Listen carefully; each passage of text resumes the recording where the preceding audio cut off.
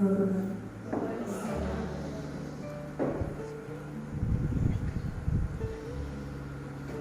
Untuk acara berikutnya akan dilanjutkan dengan sambutan yang akan disampaikan oleh Bapak Kepala Sekolah. Untuk beliau dipersilakan. Assalamualaikum warahmatullahi wabarakatuh. Alhamdulillahirrahmanirrahim. Sholatu wassalamu ala asyrofil anbiya'i wal mursalin Sayyidina Muhammadin wa ala alihi washabihi ajmain wa ba'du. Yang saya hormati Bapak Ibu Guru MGP Sosiologi Kabupaten Jepara, tak lupa kita mengucapkan alhamdulillah pada Allah karena dari pagi ini masih hujan, mudah-mudahan juga segera terang.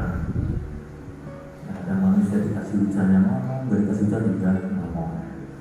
Makanya perlunya sosiologi itu bisa memahami kondisi sosial. Salawat dan salam lalu kita turunkan kepada kita Nabi Muhammad SAW dan kita dapat sobat di akhir nanti. Bapak Ibu yang terhormati, yang pertama, yang kedua kami ucapkan selamat datang di SMA Atulahan. Ini lab fisika sekaligus juga akan dilakukan program pertemuan. Mohon maaf bahwa ini masih berantakan, main-main baru kegiatan P5, tapi mungkin yang punya gawe masih sibuk jadi belum merapikan lagi. Jadi mohon maaf kepada orang nyaman. Untungnya ini mendung ya, jadi aslinya otomatis bisa masuk lah dari luar itu, AC alami. Yang kedua, memperkenalkan diri, nama saya Adi Priyono, saya dari Brebes, Jawa Tengah, dari sini sekitar 200 kilo, 220 tepatnya. Saya baru kemarin dapat amanah di Welahan ini, sempat kaget juga ada di mana, tapi ya sudah tugas ya, insya Allah kita laksanakan dengan baik itu doanya. Dan ketiga, saya juga nanti ada sosiologi, karena sosiologi kan dulu gimana ya, ini para guru senior tahu lah ya, dikatakan waktunya juga nggak ada, ya itu nggak ada, hanya cuma bicara apalagi ekonomi dia yang palingnya. Sosiologi kan masuk ilmu murid waktu itu tahun berapa baru ada jurusan sosiologi 2004.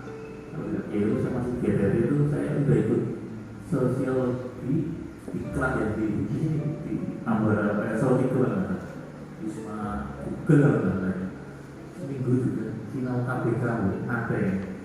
Jadi saya sedikit banyak tahu sosiologi, makanya juga saya sudah baca buku saya tidak lihat betul buku saya belum tahu itu sudah. Saya coba kenal dengan guru dengan cara supervisi lah. Oh ini melihat gayanya, degannya ya, melihat macam-macam lah. Nah, dan setiap orang punya potensi berbeda. Kemudian berikutnya kalau dari LKS yang pertama emang biasa gitu. Saya pengennya guru itu jangan bolak-balik ke perintah terus. Kalau yang menanamkan itu bahasa suku apa di MBB sudah bisa kita kayak gitu. Kalau pagi ada yang share, jangan share. Kok belum soal itu buat hati sakit sebenarnya. Udah apa yang menyenangkan gitu loh. Selamat pagi, selamat apa lagi ya? Manusia selalu baru. Berikutnya tiba-tiba jangan lupa SKP kumpulkan, kumpulkan semua perintah semua. Itu saya nggak suka ya. Makanya Bapak Ibu nanti ke sekolah sampaikan ke sekolah, Pak ini saya dapat senang Bapak Ibu. Agar di info itu yang hangat-hangat dulu, baru yang panas nanti gitu. Tetap ada yang panas. Saya coba seperti itu. Memang ini bulan-bulan awal nih, dari mulai pembuatan RKAS, RKJM, RKT, atau dengan berarti nanti ke terus juga jalan di sekolah terutama. Ekin, kemudian apa lagi? PSKP ya, PKSP atau PSKP. Kemudian nanti LHA ASN juga ada ya, yang belum juga semuanya akan numpuk ketika tunda-tunda nanti numpuk di belakang kayak kemarin. Kemarin kita juga sudah mengejar sampai tanggal 31 deadline terakhir beres. Butuh panjang lagi ke satu. Tapi bukan kita pas cegel enggak, malah alhamdulillah malah kita sudah selesai di malahan bisa tinggal yang belum.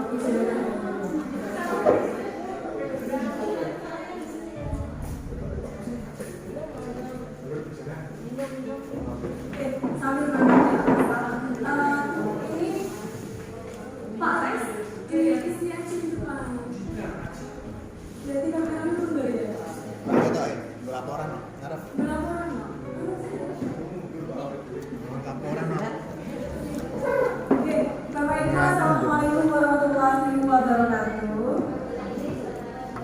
Itu tidak boleh ngambil ayah di sini.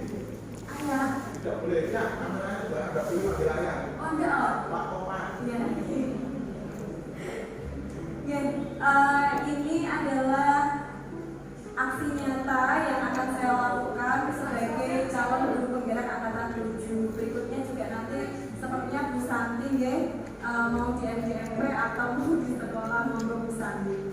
Nah Bapak Ibu, budaya positif ini adalah bagaimana nanti kita merubah paradigma kita dari paradigma kolonial menuju ke paradigma yang saat ini, yang kekinian. Bapak Ibu, tadi yang terlambat sinten deh?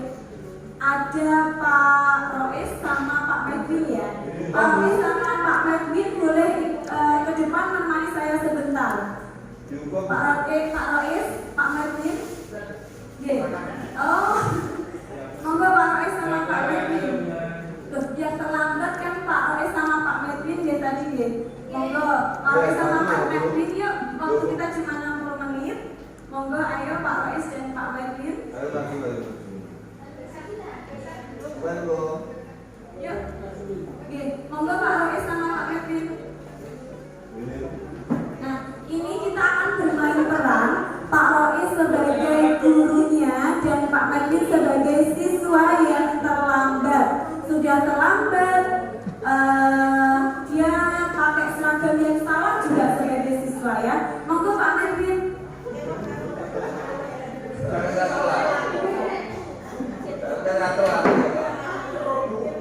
Monggo Pak Medwin yuk.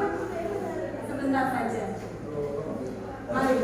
Nah, Pak Rois sebagai gurunya melihat Pak Medwin ini sudah terlambat, pakaiannya salah, berjenggot juga ya. Karena sekolah kita tidak boleh berjenggot dan berkumis, begitu ya Pak Medwin. Monggo Pak Rois di sini. Silakan Pak Rois sama Pak Medwin. Kita saksikan ya bagaimana Pak Rois ini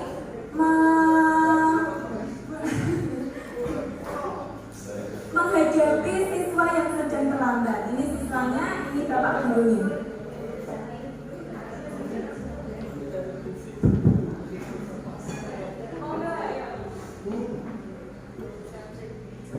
Ya, terima kasih untuk waktunya. Ini tidak ada briefing dulu deh Bapak Ibu, saya tidak tahu sama sekali harus seperti apa. Apa yang harus saya lakukan?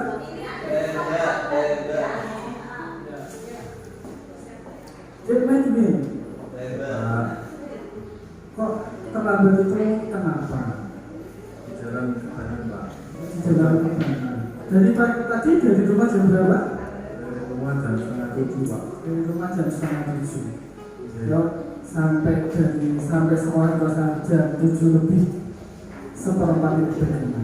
Tadi nonton nggak ada tanda terbuka Pak. Oh, nggak ada tanggal terbuka. Besok jangan diulangi lagi ya. Oke Pak, maksudnya ya Pak. Oh, karena alasannya masalah bukan karena kesiangan, bukan karena yang lain, karena urusan tambahan status seperti itu. Kalau ini kenapa semua berjenggot ya Pak? Berjenggot, berkumis, itu kan seharusnya enggak ya? Kumis boleh bu, berjenggot boleh bu, boleh bu. Nggak ada yang melarang, karena dilakukan tidak aja. Ini sunah bu, sunah. Kalau berjenggot nggak normal Bu. Ya, karena tim Medwin ini laki-laki seperti itu. Oh, di sekolah Bapak Ibu boleh ya? Boleh berjenggot boleh. Ya. Nah, tadi kita sudah melihat praktik. Wah, ini saya langsung diawasi oleh PP-nya langsung ya. Untung tidak pakai saya ya. Nah, ini Pak Medwin sama Pak Rois dalam melakukan diskusi praktik bagaimana cara menghadapi siswa. Apakah seperti itu yang diharapkan atau ada teknik lain yang bisa kita gunakan? Nah, mari Bapak Ibu kita simak bersama-sama.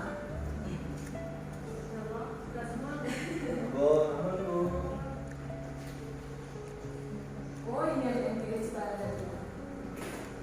Nah, Bapak Ibu, materi yang akan kita bahas pada hari ini adalah disiplin positif dan kemudian nilai-nilai kependidikan universal, teori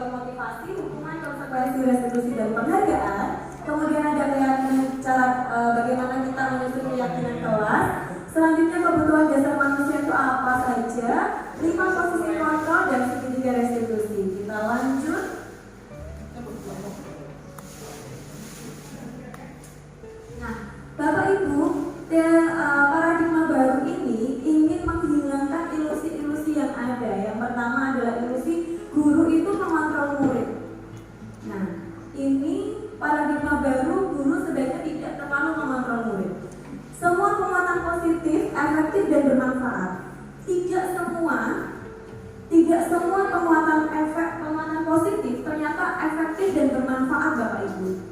Termasuk juga penghargaan. Nah, nanti kita akan bahas itu. Terus kemudian selanjutnya adalah kritik yang membuat orang merasa bersalah dapat menguatkan karakter. Kalau dulu kita berpandangan bahwa kritik itu membangun. Nah, sekarang nanti kita akan belajar kritik yang bagaimana yang membangun. Apakah iya kritik itu membangun? Terus kemudian yang keempat, orang dewasa memiliki hak untuk memaksa. Nah, ilusi-ilusi ini yang sebaiknya kita hindari Bapak Ibu. Paradigma lama menggunakan teori stimulus respon. Ini teori sosiologi banget ya sih ya. Terus kemudian teori baru adalah teori kontrol Bapak Ibu. Nah, kita lanjut dulu ya. Nanti kita dalami yang menarik-menarik saja. Mohon maaf ya PP. Bisa nggak sih PP? Saya di grogi. Saya jadi orang. Oh nggak bisa. Nah, jangan apa-apa. Nah Bapak Ibu, disiplin apa itu disiplin? Disiplin. Seseorang yang memiliki disiplin diri berarti mereka bisa bertanggung jawab terhadap apa yang dilakukannya karena mereka mendasarkan tindakan mereka pada nilai-nilai kebijakan yang universal. Ia memiliki motivasi intrinsik yang mendasari keputusannya dan tindakannya. Jadi motivasinya bukan motivasi ekstrinsik Bapak Ibu ya. Kalau misalnya anak maju nanti saya kasih permen, nah itu waktu saya SMP gitu.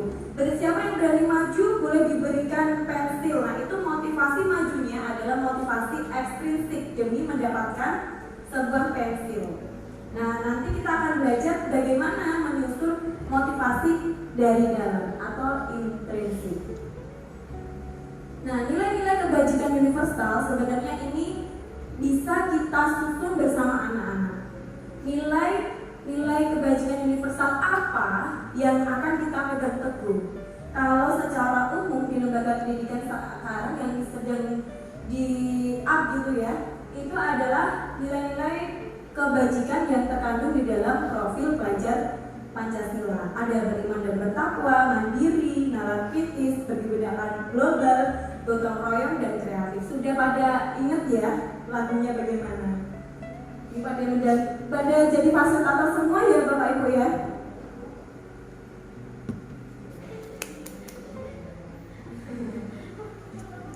Nah selanjutnya Bapak Ibu, Dian Gozan dalam bukunya Restructuring School Discipline menyatakan ada 3 motivasi perilaku manusia. Jadi perilaku manusia ini ada 3 motivasinya.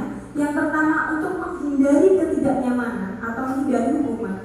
Saya akan datang sekolah tepat waktu karena kalau tidak tepat waktu, kalau saya terlambat saya nanti diminta untuk membersihkan WC. Nah ini berarti anak datang ke sekolah tepat waktu bukan karena mereka meyakini bahwa saya harus disiplin waktu, tetapi karena si anak menghindari hukuman. Yang kedua, anak disiplin karena untuk mendapatkan imbalan atau penghargaan orang lain.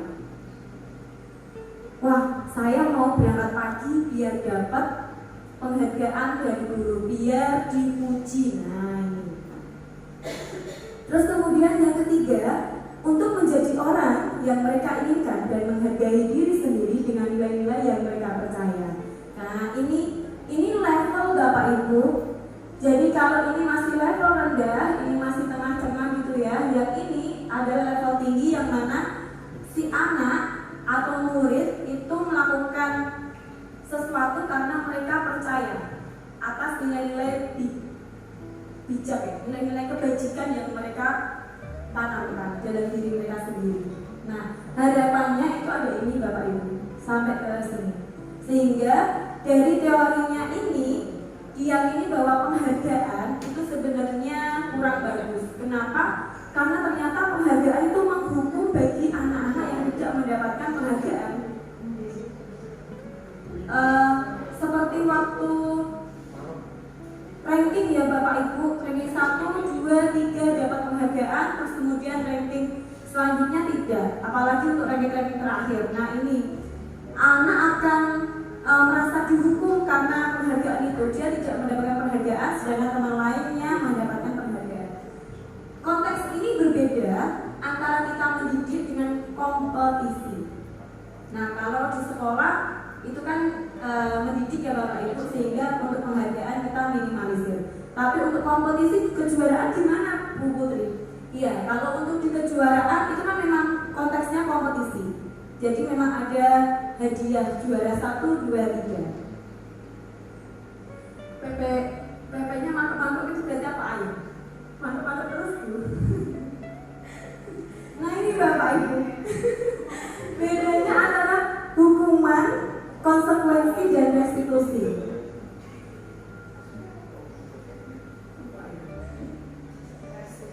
Iya, restitusi. Hukuman ini pernah nggak ya Bapak Ibu waktu sekolah dulu? Oh dibesar deh, ini sudah besar ya?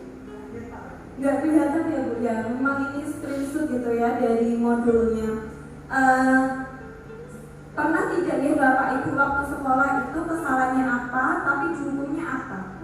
Terlambat, dihukumnya diminta untuk menanam pohon. Terlambat, dihukum lari. Terlambat, dihukum nyapu, membersihkan kamar mandi. Nah, Bu nih. Pernah ya? Nah, itu kita merubah paradigma yang lama. Itu namanya paradigma kolonial Bapak Ibu.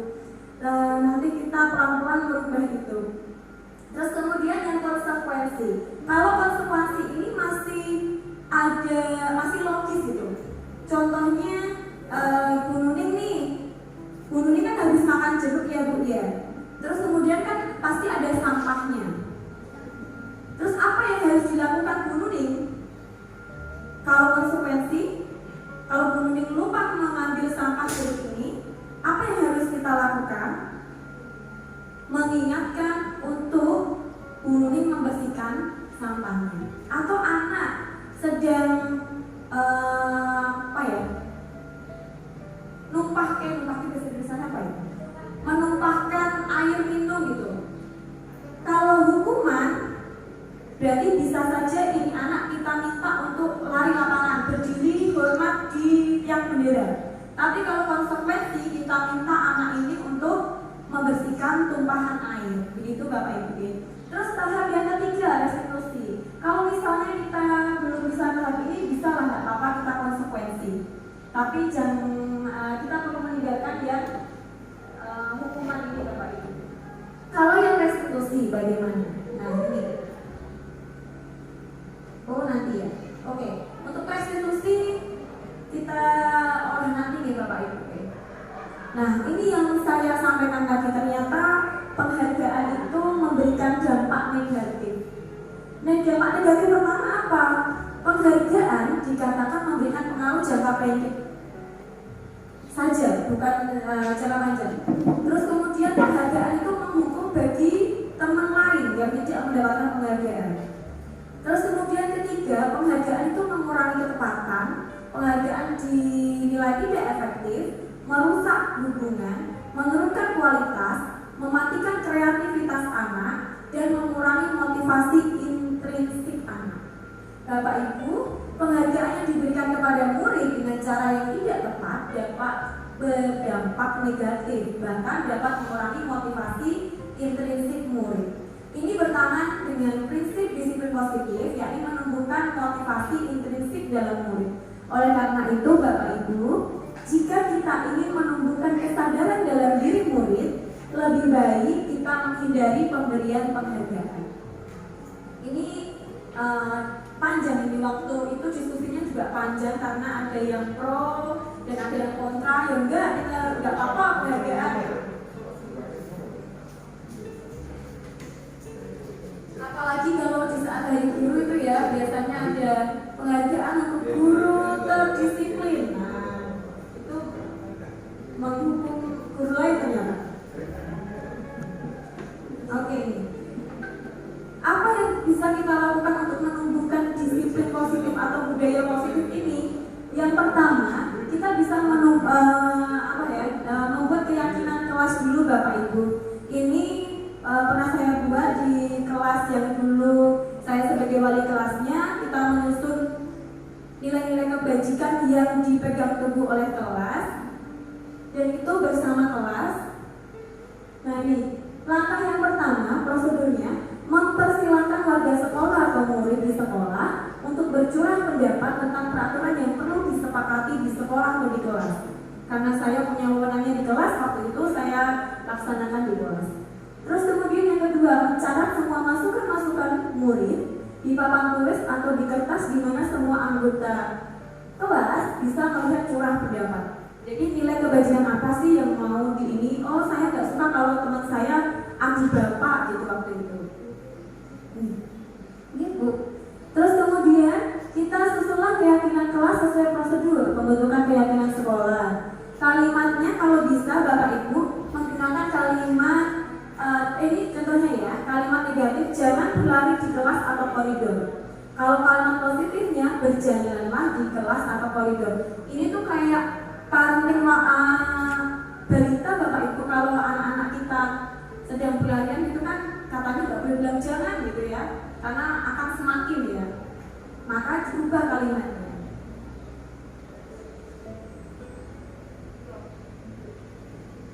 Kalau yang ini tuh sebenarnya maji gitu, yang ini yang nilai kebajikan yang diyakini oleh sekolah, oleh kelas. Terus kemudian kita bisa melakukan tinjau kembali daftar curah pendapat yang sudah ada. Misalnya ini, anak-anak memberikan curah pendapatnya berjalan di kelas, dengarkan guru, datang tepat waktu, saling menghormati. Keyakinan inilah yang dimasukkan ke dalam daftar untuk disepakati Bapak Ibu. Nah, misalnya anak-anak nanti juga biasanya menggunakan kalimat negatif. Tidak boleh menyebut nama Bapak gitu, waktu itu. Tidak boleh kucek sama lawan jenis. Nah, itu kita susun juga dengan kalimat positif.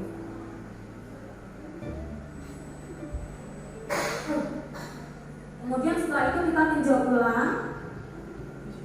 Terus sebaiknya keyakinan kelas tidak terlalu banyak Bapak Ibu, cukup antara 3 sampai 5, ini ada 1, 2, 3, 4.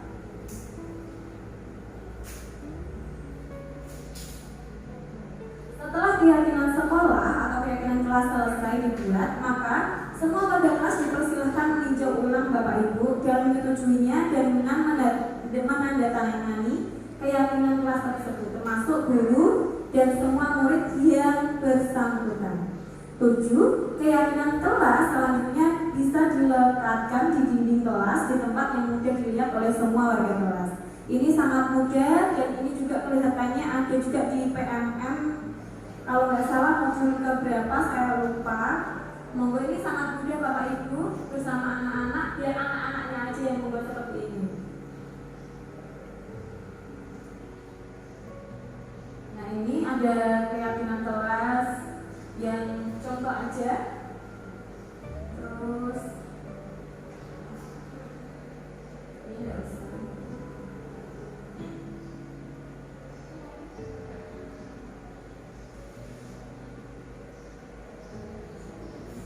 Nah, Bapak Ibu, ada 5 kebutuhan dasar manusia. Yang pertama ada kebutuhan untuk bertahan hidup. Terus kemudian kebutuhan kasih sayang, kebebasan, kesenangan, dan penguasaan. Teorinya mengatakan bahwa anak melakukan pelanggaran itu karena ada kebutuhan yang belum terpenuhi. Jadi anak melakukan pelanggaran karena ada kebutuhan yang ingin dipenuhi. Kenapa anak ini tidur di kelas? Berarti ada kebutuhan anak yang belum terpenuhi dan ingin dipenuhinya dengan tidur di kelas. Nah, kesalahannya itu adalah anak ini belum mempunyai arah untuk memenuhi kebutuhannya dengan jalan yang baik. Nah, tugas guru, kita sebagai guru mengarahkan anak itu agar dapat memenuhi kebutuhannya tadi dengan cara yang lebih baik, Bapak Ibu.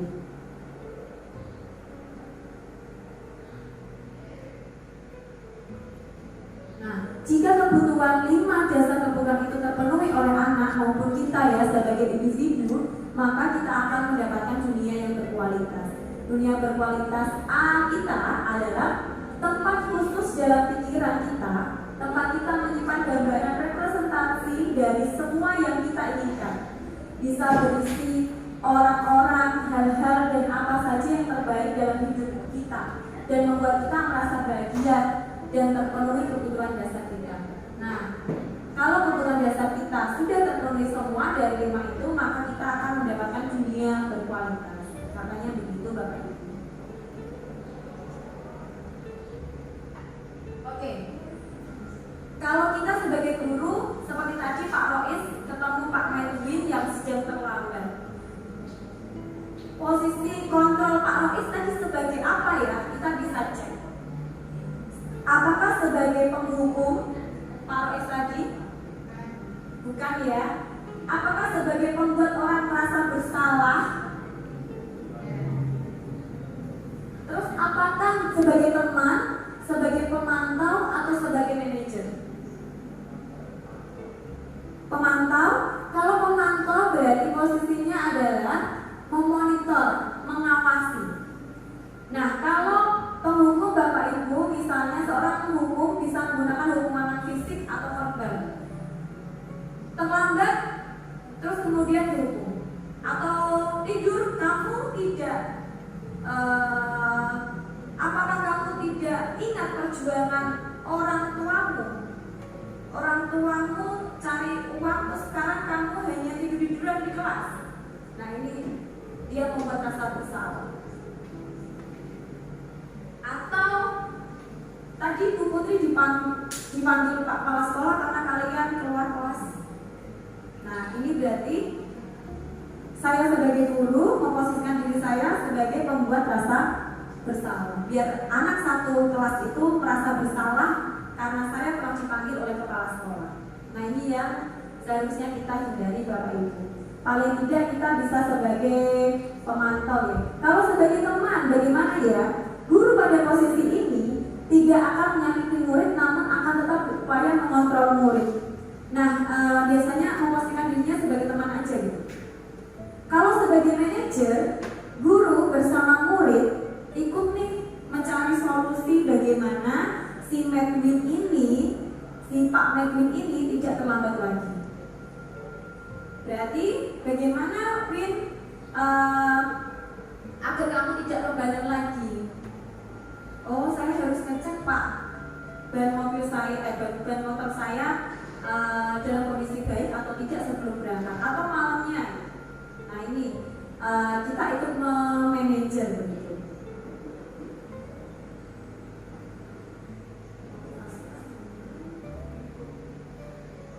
Nah, ini Bapak Ibu untuk langkah-langkah segitiga restitusi. Ada menanyakan keyakinan, menstabilkan identitas, validasi tindakan yang salah.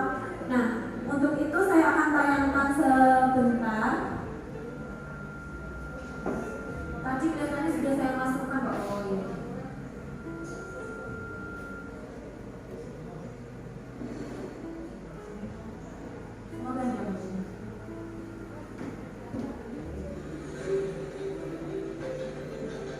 Ini praktik segitiga restitusi saya secara sederhana.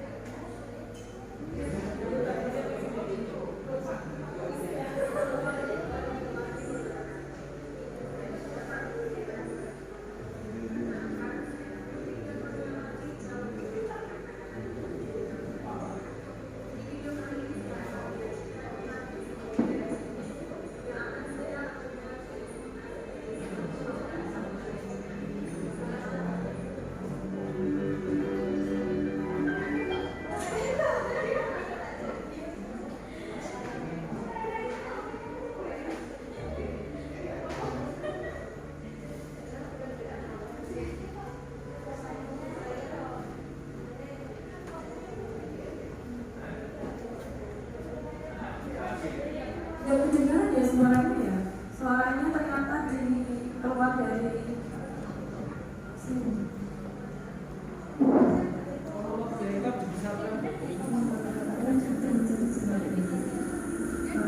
Terima kasih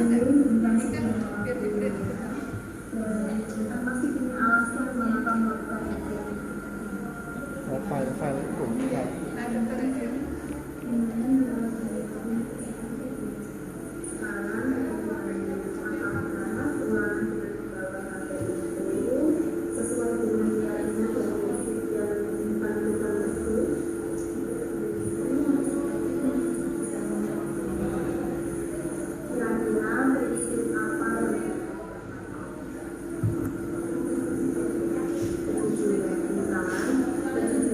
itu adalah hal yang harus selalu kita pegang teguh dimanapun, kapanpun, dan dalam keadaan apapun. Mendesak sekalipun harus menjaga itu pada kecil. Sekarang, apakah kita mau memperbaiki kesalahannya? Nah, kita berpikir bagaimana caranya tentang memperbaiki masalah ini. Nah, bagus tentang kalau begitu kita tanya lagi, silakan kita jawab dengan sejujurnya. Kalau misalnya teman besok sudah mengerjakan ulangan sesuatu yang jujur dan dengan yang bagus, bagaimana kita akan sampaikan?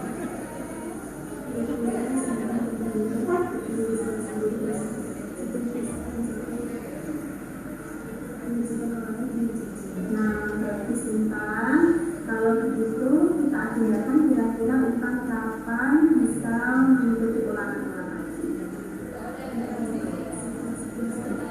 Baik, cuma setelah ya, kita harus belajar dulu dan mengerjakan dulu. Semangat belajar ya. Sekarang kita mulai. Ya.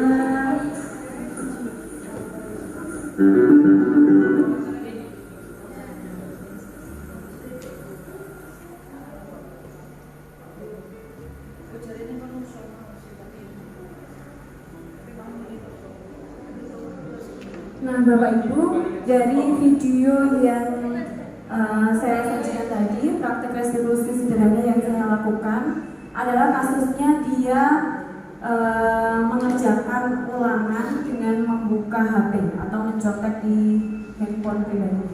Nah, apa yang harus dilakukan Bapak Ibu? Yang pertama, ini kelihatannya juga boleh nggak harus lurus, nggak harus yang mana dulu ya. Memvalidasi tindak atau menstabilkan identitas dulu biasanya. Nah, di menstabilkan identitas Bapak Ibu berarti kita menstabilkan identitas anak, bukan anak ini sebagai tersangka nih, tidak, tetapi kita stabilkan dulu. Saya juga pernah kok terlambat kayak Pak Edwin. Saya juga pernah terlambat seperti kamu. Wajar kok yang namanya terlambat itu. Yang penting kita tidak sengaja. Nah, itu Bapak Ibu, kita stabilkan dulu identitas si anak. Jadi identitas anak bukan, wah kamu ini memang suka terlambat. Nah, terus kemudian yang kedua kita boleh validasi tindakan yang salahnya. Terus kita juga bisa menanyakan keyakinan, apakah terlambat ini memang sudah kamu banget nih gitu, tidak boleh. Atau sebenarnya kamu ini tuh memegang keyakinan yang mana? Atau kalau sudah keyakinan itu sudah disepakati, kamu tahu nggak keyakinan yang telah kita sepakati? Oh iya Bu, saya sepakat kalau kita tidak boleh makan di kelas, atau kita tidak boleh adu bapak lagi Bu. Nah, kalau ini gimana? Memang dia dari terlambat, terus kita ngomong, saya juga pernah terlambat. Iya, tidak apa-apa. Kan kita tidak sampai di situ. Kita tidak hanya sampai ke menstabilkan identitasnya. Nah, selanjutnya validasi tindakan yang salah. Terlambat itu memang salah. Saya juga berubah. Dulu saya pernah terlambat, sekarang alhamdulillah saya bisa memperbaiki.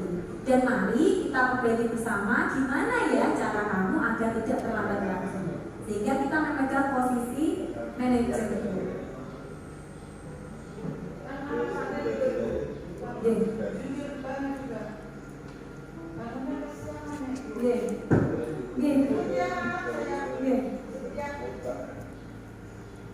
Setiap kali dia terlambat itu alasannya terus gitu-gitu aja.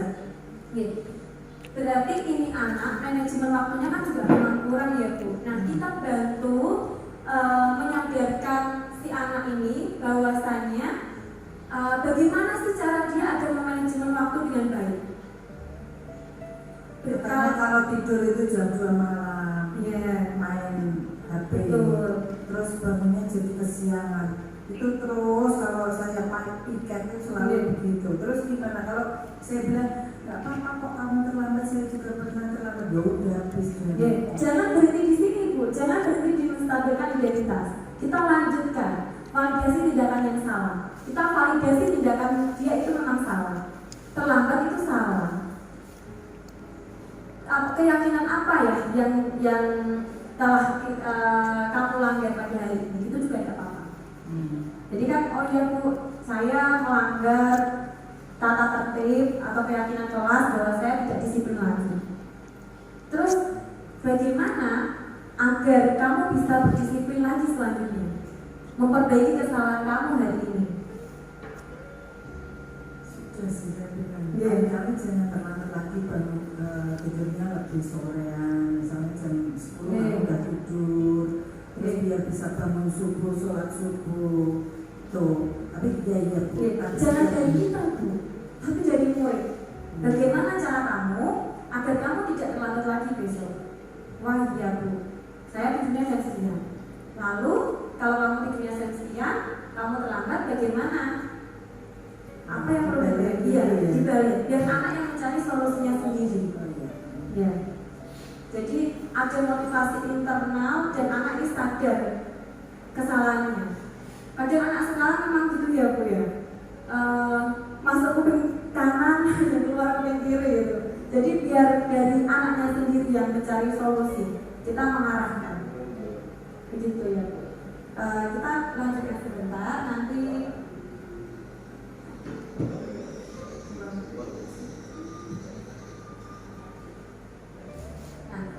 membangun budaya positif di sekolah atau di kelas ya Bapak Ibu.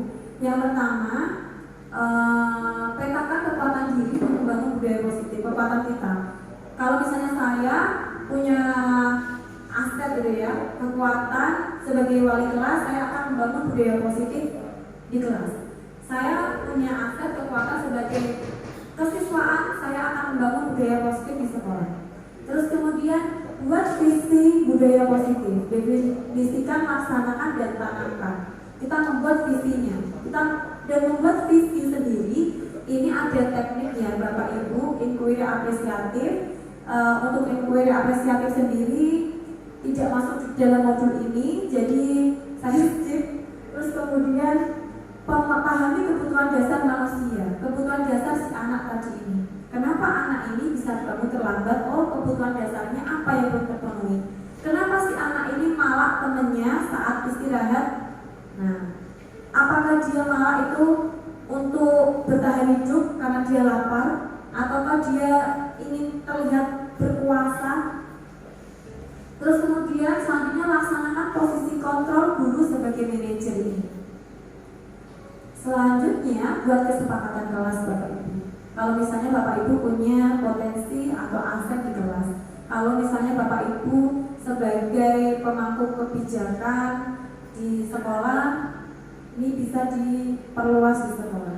Dan ini juga bisa kita praktekkan di rumah tangga kita sendiri ternyata Bapak Ibu.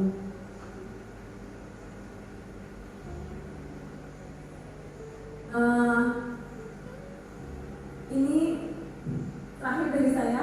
Perjuangan mewujudkan mimpi layaknya menggali harta karun, menurut saya. Kalau saya melelah, jika melelah, ingatlah barangkali tinggal 1 inci lagi kita menemukan harta karun. Monggo, barangkali ada yang ingin ditanyakan. Kalau enggak, kita praktik. Ada lagi yang ingin ditanyakan Bapak Ibu? Ya, monggo. Menambahkan juga Pak. Menambahkan di Zoom.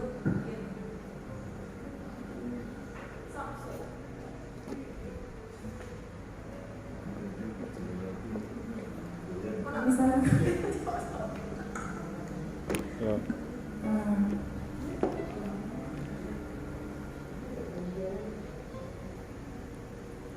Dari yang disampaikan Bu Putri tadi, itu memang yang disampaikan dalam guru penggerak ya, materi yang diketahui oleh Bu Septi dan mungkin teman-teman nanti yang akan menyusul. Memang sangat menarik materinya, membantu kita sebagai guru untuk bisa mengatasi problem anak di sekolah. terutama ketika ada anak yang melakukan kesalahan, itu kita sebagai guru tidak langsung menghukum atau membuat rasa bersalah anak atau sesuatu hal yang bisa menekan anak, tetapi kita belajar mengenai posisi sebagai manajer. Artinya anak itu tidak dijudge atau dibuat malu atau dibuat minder ya, karena dia berbuat yang tidak pas, tetapi bagaimana kita sebagai pendidik itu dapat merangkul anak, dapat membesarkan motivasi anak dan membuat mereka bisa tergerak secara motivasi intrinsik yang berasal dari dalam mereka sendiri untuk bisa meluruskan yang tidak tepat tadi. Jadi kesadaran itu berasal yang dilakukan oleh anak tadi itu akan diberi solusi dari diri dia sendiri. Kalau dari dia sendiri itu nanti berarti kesadaran dari dalam diri, tidak karena dihukum, tidak takut dihukum, tidak karena takut tidak mendapat pujian atau penghargaan dari orang lain, tapi itu adalah kebutuhan dia sendiri. Nah, seperti itu nanti yang bisa memotivasi dan membuat anak itu menyadari. Nah, sekarang itu yang menjadi pertanyaan adalah bagaimana caranya kita sebagai pendidik itu dapat meningkatkan motivasi intrinsik anak. Nah itu yang saya sempat berpikir bagaimana ya supaya bisa kita mengajak anak meningkatkan motivasi intrinsik mereka. Nah, ini mungkin ada teman-teman yang memberi masukan atau safety ini yang PP-nya kita dari PP. Ya kita bisa sekalian sharing kan gitu. Ya, terima kasih.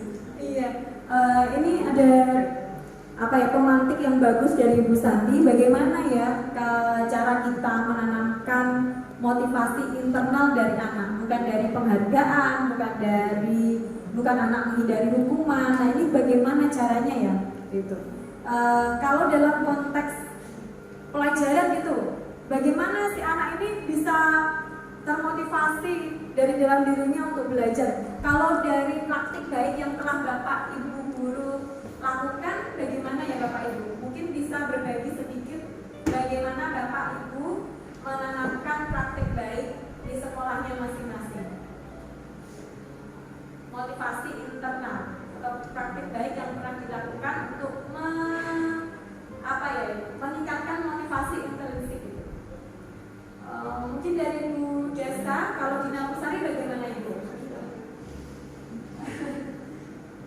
Sebagai guru sosiologi tidak apa-apa? Oh masih menggunakan punishment. Ya mungkin setelah ini ya Bu ya berubah paradigmanya insya Allah. Kalau dari tadi dari Pak Rois itu ternyata Pak Rois sudah tidak menggunakan hukuman ya, dan juga tidak menggunakan posisi kontrolnya sebagai rasa bersalah. Saya jadi penasaran bagaimana cara Pak Rois di SMA-nya menanamkan motivasi internal. Mungkin bisa berbagi best practice-nya untuk kami Bapak. Gak mancing. Jangan mancing anaknya ya, biar jadi teman gitu. Mobil Bapak. Atau ini belajar dari pengalaman ya?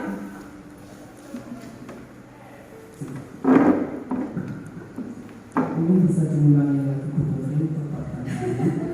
Bagaimana cara Pak Rois untuk menanamkan motivasi internal siswa? Boleh dalam konteks mengikuti pelajaran, boleh dalam konteks berdisiplin, masuk sekolah, atau dalam konteks lainnya. Mohon maaf sebelumnya mungkin jawaban saya salah. Kalau dalam waktu proses pembelajaran biasanya saya lebih menekankan tentang interaksi saya dengan siswanya. Bagaimana nanti hubungan relasi antara siswa dan guru lebih dekat seperti itu. Jadi waktu kita jadi waktu seandainya anak melakukan sebuah kesalahan, dia tidak akan langsung merasa bersalah seperti itu. Jadi seandainya dia bercerita tidak bercerita dengan orang yang mereka takuti, akan tetapi bercerita dengan orang yang mereka sayangi, mungkin seperti itu. Oh iya betul. Kalau itu anak punya masalah ya Pak Rois ya. Kalau bagaimana cara Bapak untuk meningkatkan motivasi si anak ini agar bisa semangat belajar fisiologi gitu? Untuk meningkatkan motivasinya mungkin dapat menggunakan metode-metode yang menarik seperti itu. Oh gitu ya. Jadi diberikan stimulus dari Bapak gitu ya. Kalau dari Pak Rois begitu Bu Santi. Mungkin Bapak Ibu yang lainnya bisa menceritakan best practice-nya. Mungkin Bu Sati. Oh iya Bu Sati boleh nih.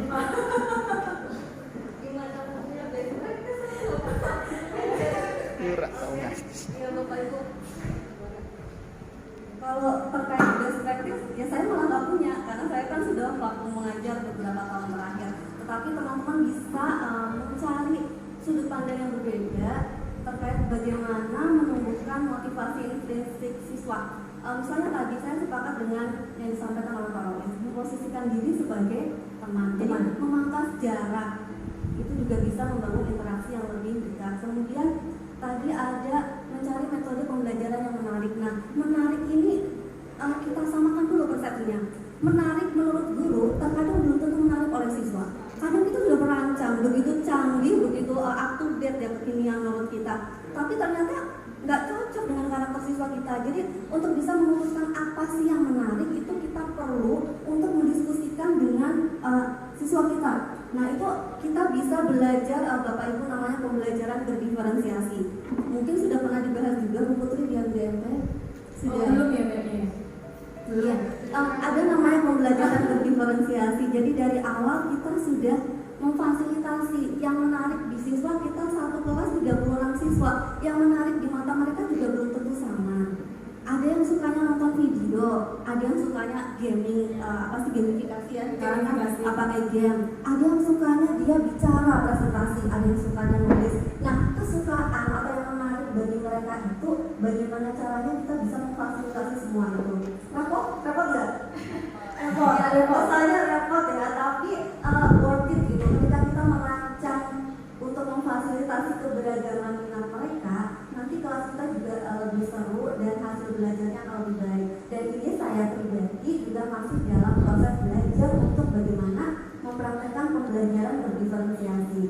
Caranya ya, misalnya untuk bisa menyamakan persepsi tentang minat, misalnya kita bisa pakai, mungkin Bapak Ibu pernah belajar di PMM atau pernah dengar kan ada assessment diagnostik. Kita mendiagnosa dulu, membuat profiling siswa kita. Mendiagnosa itu bisa apa aja Bu Putri, diagnosanya terkait dengan kesiapan belajar, akademik dan non akademik. Bisa kalau akademik bisa kita cek kesiapan belajar mereka sebelum bicara materi ini. Mereka pre materinya ya, materi pendahuluannya sudah sejauh apa, sudah siap apa untuk bicara ini ke depan. Kemudian kita bisa cek assessment diagnostiknya dari keberagaman minat potensi mereka. Jadi Merdeka Belajar kan pada intinya kita mempertimbangkan karakteristik anak, kodrat alamnya mereka ya, bakat minat potensinya itu. Kalau secara teori memang kedengarannya dulunya akan repot, tapi ya kita pelan-pelan belajar Bapak Ibu, nanti kita bisa belajar bersama dan nanti belajar untuk menerapkan. Nanti ke depan kita bisa sharing best practice atau best itu kan bukan sebuah titik akhir ya. Kalau kita bicara best practice bukan berarti kita udah 100% berhasil, ya kita sharing aja. Kita sudah coba buat kesepakatan kelas, kita coba bikin ini di kelas dan kita sharing di sini untuk bisa kita saling ATM, amati tiru, kita modifikasi sendiri-sendiri. Amati tiru modifikasi dan terkait dengan menumbuhkan motivasi intrinsik ya, langkah awal yang realistis yang bisa kita lakukan sekarang dalam waktu dekat ini ya tadi kita kenali murid kita. Tadi ketika menyusun metode kita libatkan mereka. Kalian punya ide apa? Ini ke depan kita belajar apa materinya ini? Gejala sosial misalnya. Kita mau belajar seperti apa, dengan cara seperti apa? Kalian punya ide apa? Mulai dari tujuan pembelajaran, merumuskan pembelajarannya mau pakai model apa, media apa, kita bisa libatkan anak-anak. Jadi mereka nggak cuma terima janji dari kita. Itu misalnya yang Bapak Ibu.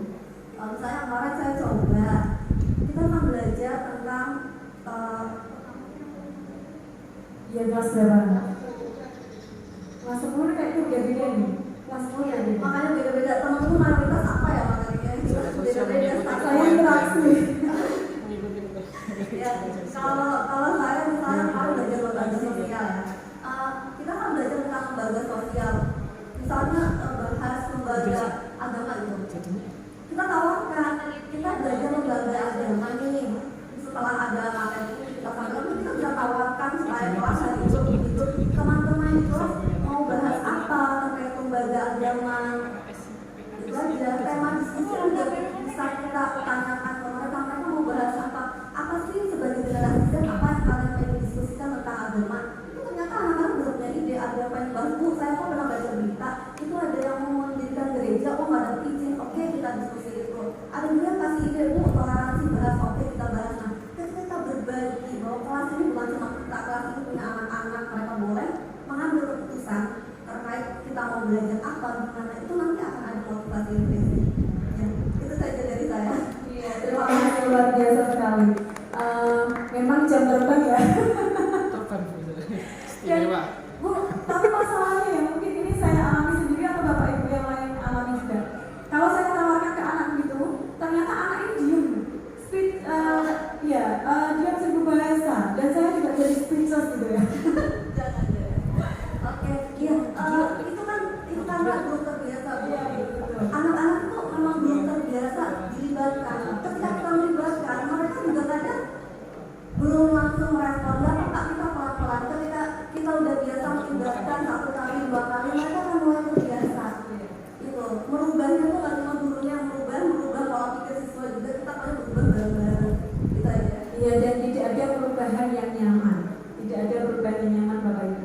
Dan akhirnya waktu itu saya menggunakan Mentimeter. Besok kita boleh belajar Mentimeter. Jadi anak menuliskan di situ dia mau belajar tentang apa, mau bikin apa di sini, mau wawancara, komik di situ mereka anak-anak tuliskan di Mentimeter dan yang paling banyak itu menuliskan apa, itulah yang saya lakukan.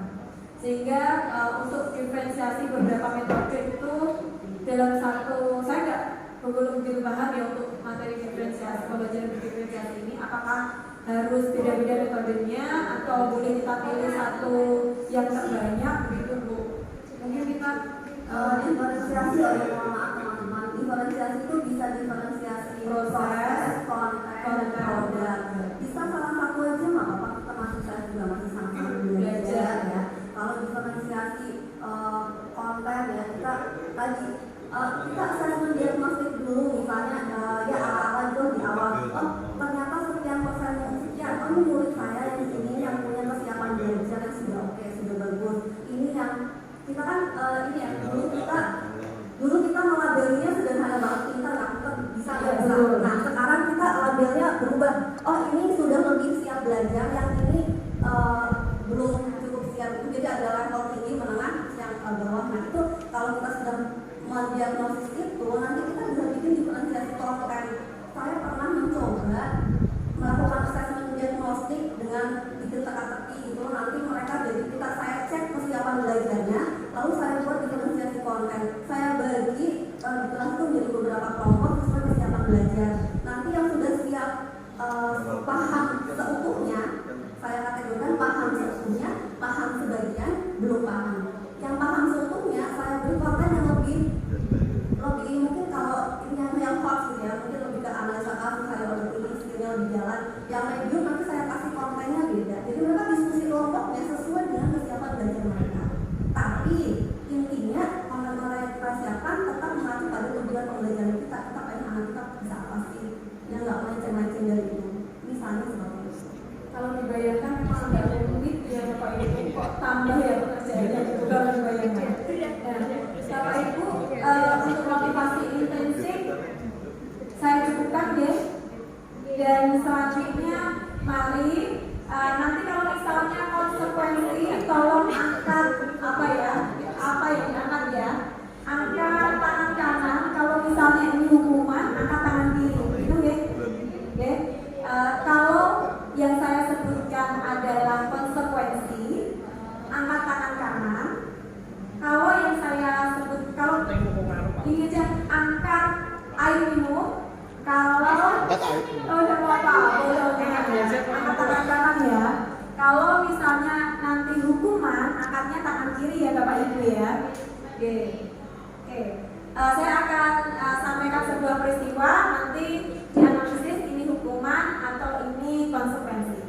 Peristiwa yang pertama, anak diminta mencatat 100 kali di dalam buku kalimat, saya tidak akan terlambat lagi karena anak ini terlambat ke sekolah. Hukuman atau konsekuensi? Tangan kanan atau tangan kiri? Oke, tangan kiri. Next ya Bapak Ibu.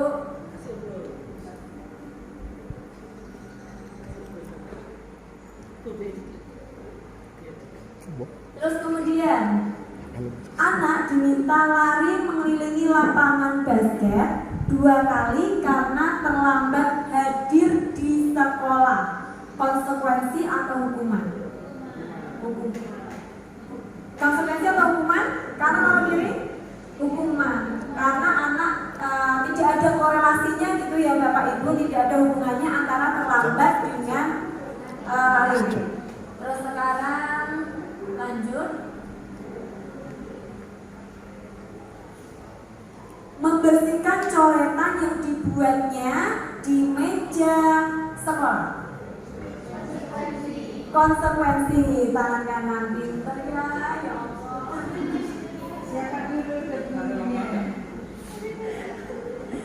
Lagi ya Bapak Ibu, murid diminta untuk push up 15 kali karena tidak menggunakan masker di sekolah. Hukuman.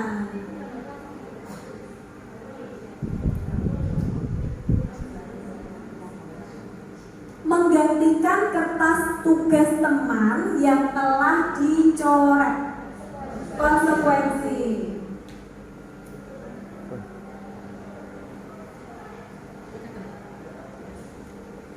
Next, berjemur di lapangan basket pukul 12 siang karena mengobrol dengan teman saat pelajaran.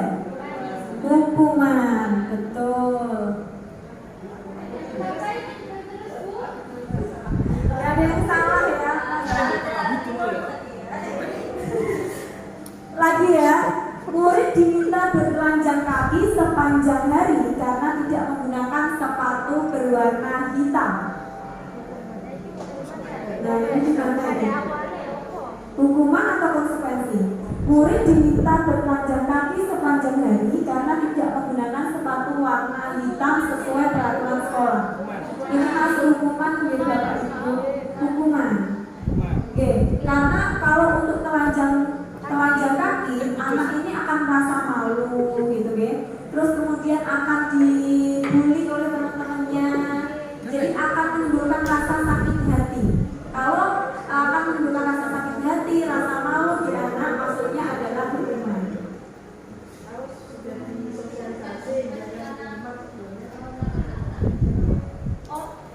Konsekuensinya boleh ini Bapak Ibu. Kalau misalnya gimana kalau anak ini tidak menggunakan sepatu sesuai kata kita restitusi saja Bapak Ibu. Anak disadarkan bahwa itu memang melanggar keyakinan yang telah disepakati. Kemudian anak diminta untuk mencari solusi bagaimana besok tidak seperti itu lagi. Nah konsekuensinya bagaimana? Bisa juga minta dikirimi sepatu dari rumah gitu. Sekian dari saya. Terima kasih Bapak Ibu telah berkenan meluangkan waktunya 60 menit ke belakang. Tadi saya mengucapkan banyak terima kasih kepada Bu Santi selaku Ketua MDMP yang telah memberikan tempat kepada saya, dan juga Bu Septi selaku PP di sini meskipun bukan PP saya, dan Bapak Ibu guru MDMP Sosiologi Kabupaten Jepara. Semoga yang kita lakukan pada hari ini bermanfaat untuk saya dan juga Bapak Ibu sekalian. Mari kita pelan-pelan merubah paradigma Bapak Ibu. Semoga anak-anak didik kita menjadi semakin lebih baik dan kita juga menjadi guru yang guru yang dikenang gitu ya, dikenang bukan karena gelarnya tapi karena memberikan motivasi intrinsik kepada anak didik kita. Sekian dari saya, terima kasih. Wassalamualaikum warahmatullahi wabarakatuh. Hai, selamat siang. Saya rekan sejawat dari CGP, Ibu Putri, dan saya sudah menyaksikan diseminasi yang dilaksanakan oleh Ibu Putri. Diseminasinya sangat menarik, materi yang disampaikan jelas, runtut, dan sangat menginspirasi kami untuk ikut menerapkan segitiga restitusi dan budaya positif di kelas kami masing-masing. Halo, nama saya Intan Safia, saya dari kelas 11 IPS 2. Saya sangat senang bisa diberi kesempatan untuk membuat keyakinan kelas dan mereview tata tertib sekolah SMA Negeri 1 Walahan. Saya sangat berterima kasih kepada Ibu Putri karena telah melibatkan kami untuk membuat keyakinan kelas agar kelas kami menjadi lebih baik dan menjadi lebih nyaman. Dan terkait review tata tertib sekolah SMA Negeri 1 Walahan, menurut saya sedikit demi sedikit para siswa bisa mematuhi tata tertib tersebut. Walaupun masih dalam bertahap, kita dari siswa dapat merasakan bahwa sekolah ini akan menjadi lebih baik dan lebih tertib sesuai peraturan yang telah dibuat. Sekian testimoni keyakinan kelas dan review tata tertib sekolah dari saya. Sekian, wassalamualaikum warahmatullahi wabarakatuh. Bye bye.